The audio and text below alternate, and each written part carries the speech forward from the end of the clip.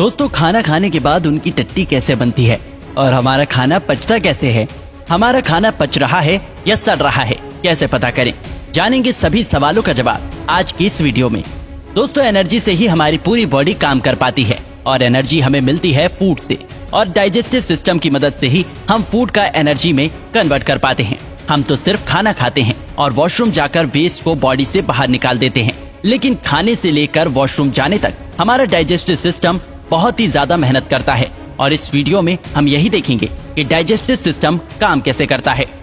Digestion तो खाना खाने से पहले ही शुरू हो जाता है। जब हम खाने के बारे में सोचते हैं तभी हमारे मुंह में पानी आ जाता है। वो पानी नहीं होता है, उसे सलाइवा कहते हैं। जब हम खाना चबाते हैं तब दांत की मदद से हम फूड को छोटे छोटे पीसेस में ब्रेक कर देते हैं और साथ ही खाना और सलाइवा मिक्स हो जाते हैं। हमारे मुंह के अंदर सलाइवरी ग्लैंड्स होते हैं जो सलाइवा बनाते हैं और रिलीज भी करते हैं। सलाइवा में कुछ एंजाइम्स होते हैं जो कार्बोहाइड्रेट और फैट्स का डाइजेशन मुंह के अंदर ही शुरू कर देते हैं और सलाइवा की मदद से खाना सॉफ्ट और स्मूथ हो जाता है, जिससे ये फूड पेट में आराम से जा पाता है। इस चबाए हुए खाने को बोल्स कहते हैं और जुबान बोल्स को गले में ढकेल देती है।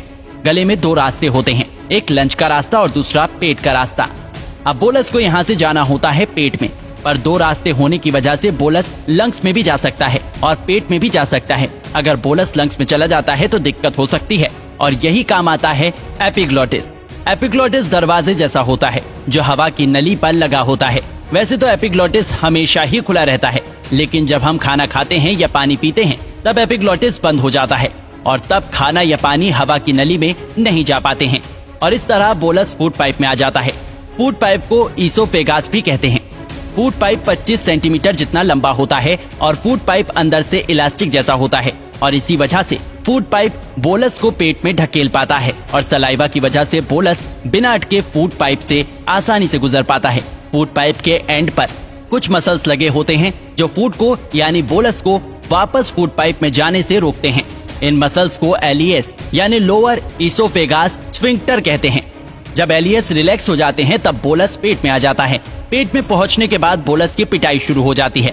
हमारा पेट खाने को सिर्फ होल्ड नहीं करता है, बल्कि एक ग्राइंडर की तरह फूड को पेस्ट में बदल देता है और इसी इलास्टिक पावर की मदद से स्टमक फूड को पेस्ट में बदल पाता है। स्टमक अपनी इलास्टिक पावर से फूड को इधर उधर ढकेलता है, जिसके कारण फूड पेस्ट में बदल जाता है और पेट में एसिड भी होता है और वो एसिड है HCl यानी हाइड्रोक्लोरिक एसिड। दोस्तों, हाइड्रोक्लोरिक एसिड बहुत ही ज्यादा स्ट्रॉन्ग होता है और पेट के मसल्स को HCl से बचाने के लिए पेट में म्यूकस रिलीज किया जाता है जो HCl को पेट के मसल्स के साथ रिएक्ट करने नहीं देता है। HCl का काम होता है फूड को डाइजेशन के लायक बनाना और दूसरा काम होता है डाइजेस्टिव एंजाइम्स बनाना।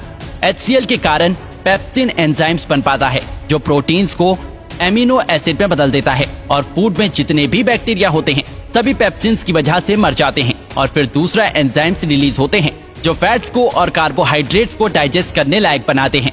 तो पेट में फूड 6 से 8 घंटे के लिए रहता है और इन 6 से 8 घंटे में फूड लिक्विड में बदल जाता है। इस लिक्विड को काइम कहते हैं।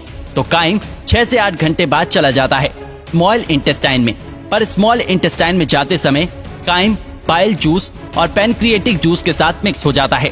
बाइल जूस बनता है लिवर में और स्टोर होता है गॉल ब्लैडर में और बाइल जूस फैट्स को ब्रेक करता है। बाइल जूस कलर में ग्रीन होता है, जिसके कारण काइम का कलर भी ग्रीन हो जाता है। और पैनक्रिएटिक जूस में अलग अलग एंजाइम्स होते हैं जो कार्बोहाइड्रेट को ग्लूकोज में, प्रोटीन्स को एमिनो एसिड्स में और फैट्स को फैटी एसिड में बदल देते हैं। स्मॉल इंटेस्टाइन 7 मीटर लंबा होता है और पूरे स्मॉल इंटेस्टाइन में अंदर की ओर छोटे छोटे विलाई लगे होते हैं और विलाई की मदद से ही खून में न्यूट्रिएंट्स जा पाते हैं। विलाई में बहुत ही छोटे होल्स होते हैं। इन होल्स में से glucose, amino acid, fatty acid, vitamin, minerals chyme से निकलकर खून में आ जाते हैं और न्यूट्रिएंट खून की मदद से पूरी बॉडी तक पहुंच जाते हैं। तो इस तरह विलाई की मदद से हम फूड से एनर्जी ले पाते हैं। स्मॉल इंटेस्टाइन से गुजरने के बाद काइम चला जाता है लार्ज इंटेस्टाइन में। लार्ज इंटेस्टाइन तक आते हुए काइम से लगभग सभी न्यूट्रिएंट्स खून में चले जाते हैं और इसीलिए काइम का कलर ग्रीन से ब्राउन हो जाता है। ब्राउन काइम में अभी भी कुछ न्यूट्रिएंट्स और फाइबर्स होते हैं और फाइबर्स को हम डाइजेस्ट नहीं कर पाते हैं और यही हमारी मदद करते हैं माइक्रोब्स, बैक्टीरिया।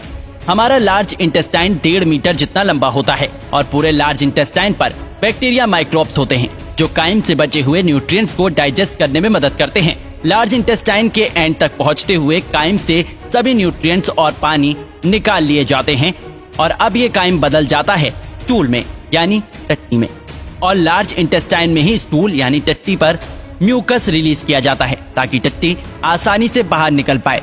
लार्ज इंटेस्टाइन में फूड बहुत ही धीरे डाइजेस्ट होता है और इसलिए लार्ज इंटेस्टाइन में फूड को पूरी तरह डाइजेस्ट होने के लिए 30 से 40 घंटे लगते हैं। फिर 30 से 40 घंटे बाद स्टूल चला जाता है रेक्टम में, जो टट्टी को स्टोर करता है, और जब रेक्टम भर जाता है तब हम वॉशरूम जाकर उसे खाली कर देते हैं। तो इस तरह फूड डाइजेस्ट होकर बाहर निकल जाता है। तो दोस्तों, इस तरह से काम करता है हमारा डाइजेस्टिव सिस्टम। आपको ये वीडियो कैसी लगी हमें नीचे कमेंट करके जरूर बताइएगा, और अगर आपको ये वीडियो अच्छा लगा हो तो इस वीडियो को लाइक करिएगा, शेयर करिएगा ज्यादा से ज्यादा लोगों तक, और ऐसी और भी हेल्दी वीडियोस को यूट्यूब पर देखने के लिए नीचे कमेंट सेक्शन में लिंक दी गई है, जिसके ऊपर क्लिक करके हमारे चैनल को आप सब्सक्राइब करें और बेल आइकन दबाएं ताकि हमारे हर लेटेस्ट वीडियो की अपडेट आपको मिलेगी सबसे पहले। धन्यवाद।